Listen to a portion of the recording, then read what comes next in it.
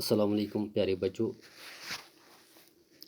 यह class 4th Urdu lesson पर्या नज़म पर्या अल्ताफ हुसैन हाली लिखमस कहना बड़ों का मानो अमकी सवाल आज कर पेज नंबर 33 गोबर यम सात सवाल तुलो तम सात कर किताब हम तम सात कापि पे तुलो सवाल तम सात कर किताब हम नीजो हेल्प किताब रखो पानस ब्रो कन।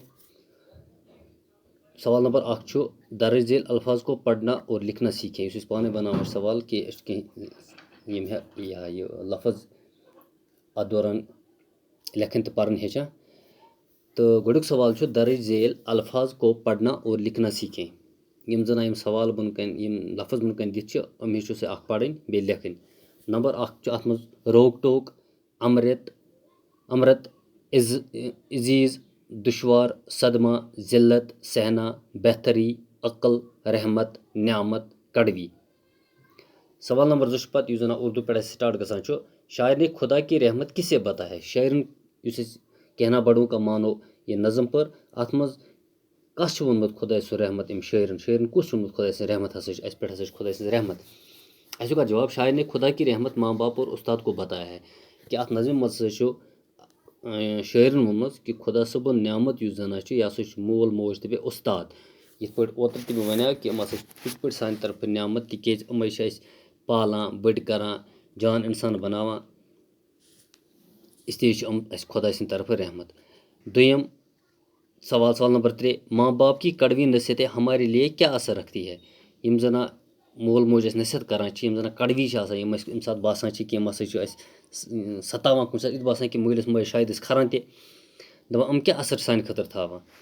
अस जवाब माँ बाप की कड़वी नसीहतें हमारे लिए आब हयात का असर रखती है। मलिस माज हुंद युस जना यह नसीहत करान यम जना वक्ती तौर कड़वी बासान अम सान खतर आब हयातुक असर थावान यानी हयात वन जिंदगी आब हयात गो सो तम आबुक युस जना जिंदगी आब आस दिवान तिज मलिस माज तमो नसीहतो सत इंसान पन जिंदगी हेकान बनयत उस्ताद सुंद ये मान इंसान तेल पन जिंदगी हेकान असल सक्सेसफुल जिंदगी कामयाब जिंदगी हेकान बनयत। सवाल नंबर 4 माँ बाप का कहना न मानने का क्या नतीजा होता है। युस मलिस माज हुंद मान कह तमो क्या नतीज नेरान युस मलिस माज हुंद माना कह। अथ नज़मो पोर माँ बाप का कहना न मानने से इंसान इज्जत नहीं पाता है दपान युस मलिस माज हुंद माना कह सह इज्जत सान जिंदगी पन गुजारित कह गोबर। इसलिए यम जना यम सवाल तुल सवाल पर आज अम लिखो कापि पे साफ साफ पठन तो उर्दू पन रटो ब्रोकन तिज कह हरफ हेक कुन जायन तुम समझित कह परित हेक्यो ना कह सो किताब मज हाँ तिज सोर अथ लेसन मज सान दित सू पे लेखान। चलो आज गो युतुई शुक्रिया।